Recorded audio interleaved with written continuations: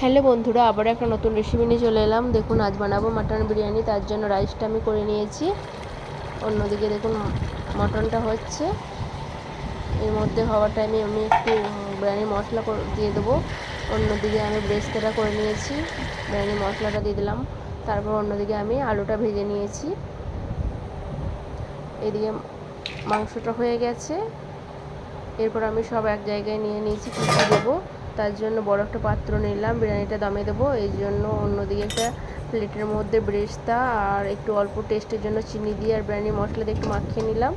তারপর আমি মটনের গ্রেভিটা দিয়ে দিচ্ছি যাতে তলায় না লেগে যায়। একের পর এক আমি এবারে সাজিয়ে নেবো বিরিয়ানিটা।